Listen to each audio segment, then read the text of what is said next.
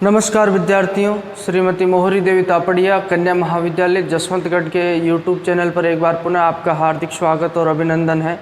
मैं प्रवक्ता चंद्र प्रकाश गुर्जर। आज की क्लास हमारी बीएड द्वितीय वर्ष के छात्रों हेतु इतिहास विषय की होगी। इतिहास विषय के दौरान जो निरंतर बात की जाए तो राजस्थान का इतिहास हम पढ़ रहे हैं। राजस्थान का इतिहास के तहत राजपूतों की जीवन पद्धति और आदर्श के बारे में पढ़ रहे हैं। तो जीवन पद्धति के तहत राजपूतों शासकों के द्वारा जो त्योहारों को मनाने की जो परंपराएं रही है उनके बारे में हम जिक्र करें, जिसके साथ हम राजस्थान के त्योहारों के बारे में भी जान रहे हैं कि कौन से महीने में कौन सी तिथि को कौन सा त्यौहार मनाया जाता है, जो राजस्थान की कला संस्कृति का एक भाग है और प्रतियोगिता परीक्षाओं की दृष्टि से भी काफ़ी महत्वपूर्ण है।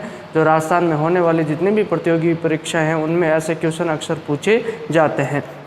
जिसके तहत हमने कल जो नवरात्रा के त्यौहार के बारे में बात की, किस तरीके से हमने देखा कि जो नवरात्रा का त्यौहार मनाया जाता है और नवरात्रा का त्यौहार जो आशोज शुद्धि दो पक्ष मैंने बताए आपको, एक तो शुक्ल पक्ष, एक कृष्ण पक्ष। महीने का पहला पखवाड़ा 15 दिनों का होता है, वो कौन सा होता है? कृष्ण पक्ष होता है। और अगला कौन सा होता है? शुक्ल पक्ष होता है। ये पिछली क्लास में अगर गलती हो गई हो इसमें तो आप उसको थोड़ा ठीक कर लेना, ठीक है। इससे पहले जो क्लास हुई थी जिसमें हो सकता है मैंने शुक्ल पक्ष पहले बताया आपको, तो उसमें आप थोड़ा करेक्शन कर लेना। तो पहले महीने में पहले पक्ष कौन सा होगा? कृष्ण पक्ष होगा। उसके पश्चात अगला पक्ष कौन सा? शुक्ल पक्ष। कृष्ण पक्ष को ही जो तिथि होती है एकम से लेकर अमावस्या तक, ठीक है, उसे बद्दी कहा जाता है। क्या कहा जाता है? बद्दी कहा जाता है। और एकम से लेकर पूर्णिमा जो अगला जो पक्ष होता है उसे एकम से लेकर पूर्णिमा उसे शुक्ल पक्ष कहा जाता है। तो ये जो आसोज महीना होता है जिसे आश्विनी कहा जाता है, 12 महीनों के नाम मैंने आपको लिखवा दिए हैं और भली भांति आप उनको याद कर लीजिए। और अपने जो बात की जाए पेरेंट्स से उनसे भी आप पूछ लेना ताकि आपको याद करने में आसानी होगी, क्योंकि ये जो अपने हिंदी नववर्ष के अनुसार अगर बात की जाए जो महीने विक्रम संवत है, ठीक है, तो उसके अनुसार ही त्यौहार है जो मनाए जाते हैं और उसके अनुसार याद करने में क्या होगी? आसानी होगी आपको बात की जाए तो नवरात्रा का त्यौहार हमने बात की जी। आशोज शुद्धि एकम से लेकर नवमी तक 9 दिनों तक ये जो नवरात्रा का त्यौहार मनाया जाता है। नवरात्रा से ही आप देख सकते हो कि इसका मतलब 9 दिनों तक, 9 रातों तक लगातार मनाया जाता है अगर बात की जाए। फिर हमने देखा नवरात्रा के त्यौहार के बारे में हमने पिछली क्लास में की। तो आज हम दशहरा का त्यौहार और दीपावली के त्यौहार की बात करेंगे। ये तीनों त्यौहार आपस में जुड़े हुए अगर बात की जाए तो जैसे मैंने वो कहावत प्रचलित है राजस्थान में वो भी आपको बताई थी, आपको 9 नौरता, 10 दशहरावा और 20 दिवाली, ठीक है। तो 9 दिनों तक नौरता चलता है, उसके 10वें दिन क्या हो जाता है? दशहरावा, और उसके 20 दिनों पश्चात कौन सी आ जाती है? दीपावली आ जाती है, ठीक है। तो दशहरे की बात करें तो दशहरे का त्यौहार है, भली भांति आप अगर देखा होगा आपको याद हो, दशहरे का त्यौहार मनाया जाता है।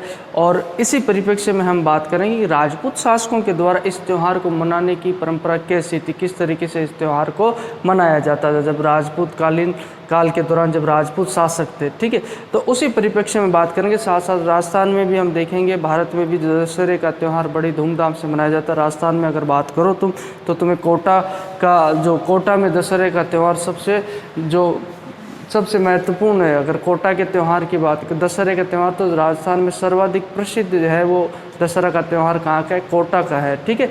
बड़े बड़े जो रावण बनाया जाता है और बुराई के प्रतीक के रूप में इसे जला दिया जाता है, ठीक है। तो ये जो रावण का पुतला ही बनाया जाता है और इसको बुराई का प्रतीक मानते हुए क्या कर दिया जाता है? जला दिया जाता है, ठीक है। तो दशहरे के त्यौहार की बात करें तो राजपूत शासकों में अगर दशहरे का त्यौहार है, पहली बात की जाए शौर्य का त्यौहार माना जाता है और ये विशेषतः क्षत्रियों और राजपूतों में विशेषतः मनाने की परंपरा रहती है। आज भी तुम देखो कि भारत के जो रक्षा मंत्री है उनके द्वारा जो सेना के साथ दशहरे का त्यौहार मनाया जाता है और सेना के साथ साथ जो मिसाइल वगैरह अस्त्र शस्त्र उनका क्या किया जाता है? पूजन किया जाता है। नए हथियारों को कई बार जो अपने बेड़े में शामिल किया जाता है।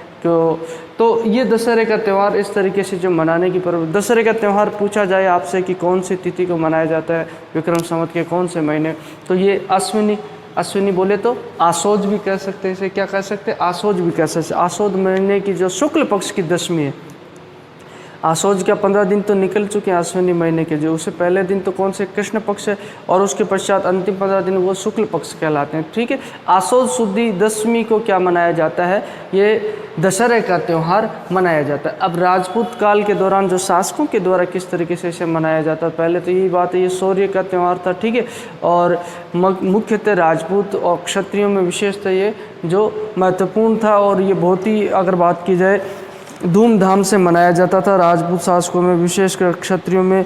और उसके अलावा राजपूत शासकों के द्वारा बात की जाए तो राजपूत शासकों के द्वारा इस दिन दरबार का आयोजन किया जाता था और सामंत गणों को बुलाया जाता था। सामंत और सामंतगण आते थे और शासकों को नजराना भेंट करते थे, उपहार भेंट उनके द्वारा किए जाते थे। ठीक है, और ये शौर्य का त्यौहार है, विशेषकर क्षत्रियों राजपूतों से जुड़ा हुआ है, ये जो क्षत्रिय है उनसे जुड़ा हुआ था।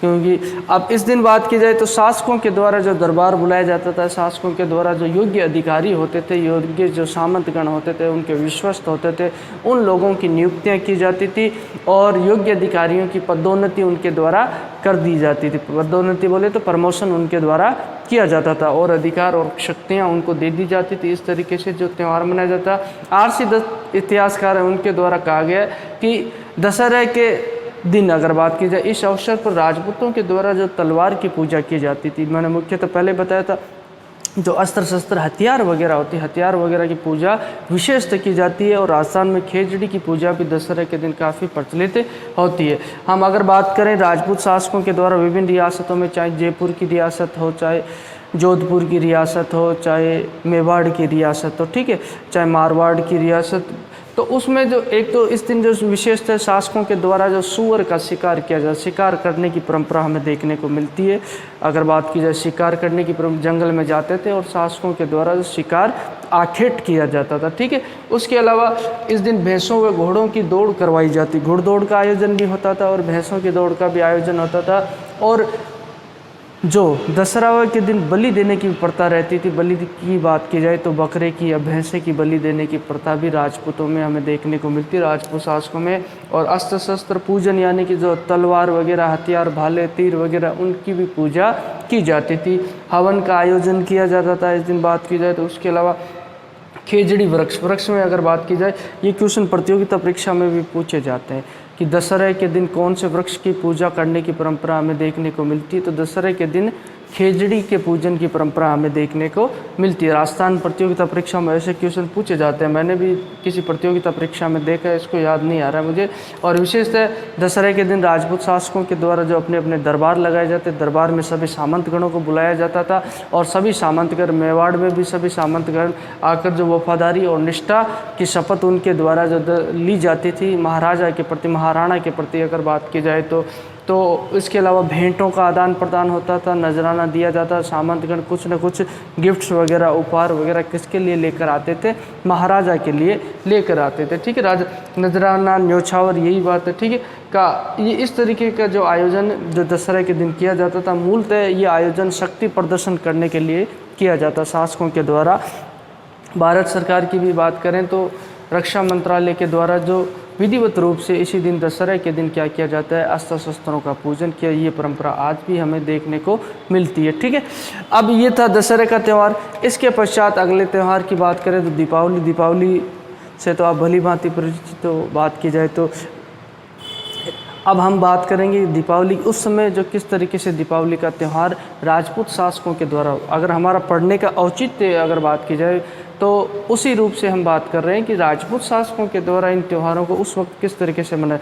दिवाली का त्यौहार जो बात की जाए, दीपावली का तो दिवाली का तो ये त्यौहार तो होली और दीपावली भारत के जो महत्वपूर्ण त्यौहार है अगर बात की जाए तो इनमें से जो दीपावली के पीछे आपको कहानी पता है, दीपावली का त्यौहार कि 14 वर्षों के वनवास के पश्चात जो राम पुनः जो अयोध्या लौटते हैं तो इस अवसर पर अयोध्या वासियों के द्वारा जो दीपक जलाकर जो खुशी प्रकट की जाती है। ठीक है, ये इसके पीछे जो अपने को देखने को मिलती कहानी। ठीक है, दीपावली का त्यौहार कब मनाया जाता है, मैंने बात की थी 9 नौरता, 10 दशहरावा और 20 दिवाली। ठीक है, तो आसोज महीने की एकम से लेकर नवमी तक नवरात्रा का त्यौहार। ठीक है, उसके पश्चात दशहरा का अगले दिन, दशहरा के पश्चात 20 दिनों की बात की जाए तो 20 दिनों के पश्चात कौन सा आएगा, कार्तिक महीना आ जाएगा। ठीक है, जिसे कार्तिक भी कह दो, कार्तिक महीना कह दे। कार्तिक महीने के जो कृष्ण पक्ष है, कृष्ण पक्ष है उसकी जो अमावस्या को ये त्यौहार मनाया जाता है। कौन सा? दीपावली का त्यौहार। और कृष्ण पक्ष बोले तो बदी, ठीक है, तो कार्तिक बदी अमावस्या को कौन सा त्यौहार मनाया जाता है? दीपावली। ऐसे क्वेश्चन पूछे जाते हैं, दीपावली का त्यौहार कब मनाया जाता है? ऐसे सीधी सीधी आपको तिथियां दे दी जाएगी अगर बात की जाए, प्रतियोगिता परीक्षा में अगर पेपर आप देते हैं तो इसमें दी जाएगी। तो अब राजपूत शासकों के द्वारा जो इस त्यौहार को मनाने की परंपरा के बारे में हम बात करते हैं, तो जालोर का अभिलेख जो हमें मिलता है 1211 ईस्वी का, इसमें और जो अमर काव्य है इसमें जो राजपूत शासकों के द्वारा मनाई जाने वाली दीपावली के त्यौहार के बारे में हमें जानकारी प्राप्त होती है। साधारणतः तुम देखो दीपावली का त्यौहार जो बड़े धूमधाम से आज भी मनाया जाता है, वो परंपरा निरंतर चली आ रही है। अगर बात अनवरत चली आ रही है, जो बगैर रुके हुए। और दीपावली के त्यौहार में मुख्यतः रोशनी का त्यौहार इसे माना जाता है, ठीक है, घरों में रोशनी की जाती है। तो अब शासकों की बात की जाए तो शासकों के द्वारा उस वक्त क्या किया जाता था कि मंदिरों, घरों, राजमहलों, गलियों, बाज़ारों में सुंदर रोशनी की जाती थी। ये हमें किससे पता चलता है? जालोर अभिलेख से, और जो ये अमर काव्य से पता चलता है कि इस वक्त मंदिरों, घरों, राजमहलों, गलियों व बाज़ारों में सुंदर रोशनी, अत्यंत आकर्षक रोशनी की जाती थी। और इस रोशनी का वहन जो घरों में की जाती, लोगों के द्वारा की जाती थी। इसके अलावा बात की जाए तो राज्य की तरफ से भी जो रोशनी है तो पैसा जो अपने ही जो राजकीय खजाने से खर्च किया जाता था, और दिल खोल के शासकों के द्वारा, जो हृदय खोल के उनके द्वारा रोशनी हेतु अपने ही जो राजकीय खजाने से वहन किया जाता, पैसा खर्च किया जाता था। और उसी दौरान शासकों के द्वारा जो दरबार का आयोजन करने की परंपरा, तो विशेष देखोगे तो मुख्य त्योहारों में जो शासकों के द्वारा दरबार का आयोजन किया जाता था, ठीक है।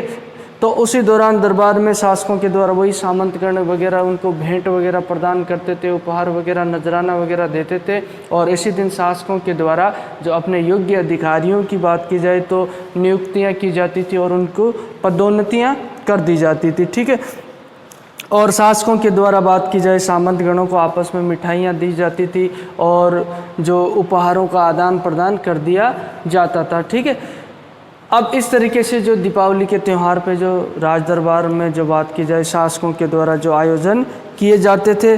और उसके अलावा बात की जाए तो दीपावली के अगले दिन जो गोवर्धन पूजा की जाती, गोवर्धन पूजा आप देखते हो, जो दीपावली का त्यौहार आता है तो घर के सामने जो गाय के गोबर का ढेर लगाया जाता है और उसके पश्चात उसकी क्या की जाती है? पूजा की जाती है, गोवर्धन पूजा की जाती है। गोवर्धन पूजा की बात की जाए तो इस दिन अगले दिन गोवर्धन पूजा की जाती थी। और उस दिन दीपावली की बात करें, ये बात मैं बताना भूल गया, तो इस दिन जो शासक नजराना ग्रहण करते थे, उसके अलावा जो राजस्व होता था वो जिले का राजस्व अधिकारियों से प्राप्त करते। राजस्व बोले तो टैक्स हो गया, कर, जो टैक्स लगाया जाता शासकों के द्वारा, उस कर का जो क्या करते थे, एकत्रण करते थे, उसको एकत्रित करते थे। जो अधिकारी वगैरह होते वो राजकीय खजाने में से जमा करवा दिए जाते थे, ठीक है। दूसरे दिन जो गोवर्धन पूजा होती थी तथा अन्नकूट का प्रसाद होता था, अन्नकूट का आयोजन होता। अन्नकूट के आयोजन में हम देखेंगे कि यहाँ पे लोगों के द्वारा जो जितने भी तले हुए जो व्यंजन वगैरह है, मिठाइयाँ वगैरह है, उबले हुए व्यंजन है, वो क्या किए जाते थे? मंदिरों में चढ़ाए जाते थे। अब मेवाड़ में विशेषतः अन्नकूट के बारे में बात करें, मेवाड़ में एक अलग ही परंपरा थी। अगर बात की, लोडा भील नामक व्यक्ति के द्वारा जो अन्नकूट के अंतिम भाग को लूटने की परंपरा थी। अब ये क्यों थी? इसके पीछे जब मुगल शासकों के द्वारा जो हिंदू मंदिरों को तोड़ा जा रहा था, उस वक्त अगर बात की जाए तो कई जो पंडित लोग हैं जो अपनी मूर्तियों को लेकर उनके द्वारा जो मेवाड़ में शरण ली गई थी, उस वक्त जो वहाँ लोडा भील के द्वारा भी वहाँ के महाराणा की सहायता की जाती है उन मंदिरों को बचाने में और उन लोगों को शरण देने में। इसलिए ये अधिकार किसको दिया जाता है? लोडा भील को दिया जाता है, जिसके द्वारा जो अन्नकूट के अंतिम भाग को लूटा जाता था। और इस तरीके से अगले दिन बात की जाए तो अन्नकूट के अगले दिन जो भैया दूज का त्यौहार मनाया जाता है। अगले दिन क्या? भैया दूज। ये भैया दूज कौन से पक्ष में आ गई रे? ये जो कृष्ण पक्ष की अमावस्या को होती है, कौन सी? दीपावली, ठीक है। तो कृष्ण पक्ष यहाँ समाप्त हो जाता है, फिर कौन सा आ जाता है? शुक्ल पक्ष। शुक्ल पक्ष आ जाता है। शुक्ल पक्ष महीना कौन सा चलेगा? महीना तो कृष्ण पक्ष में जो बात की जाए, जो हर महीने का 15 दिन जो पखवाड़ा होता है वो पक्ष कौन सा? कृष्ण पक्ष कहलाता है, जिसे अंधेरा पखवाड़ा भी कहते हैं। और उसके पश्चात रोशनी वाला पखवाड़ा उसे शुक्ल पक्ष कहते हैं। तो शुक्ल पक्ष की द्वितीया को कौन सा त्यौहार मनाया जाता है? भैया दूज मनाया, जिसे यम द्वितीया भी कहा जाता है। तो इस तरीके से राजपूत शासकों के द्वारा जो ये दशहरा और दीपावली का त्यौहार मनाया जाता था।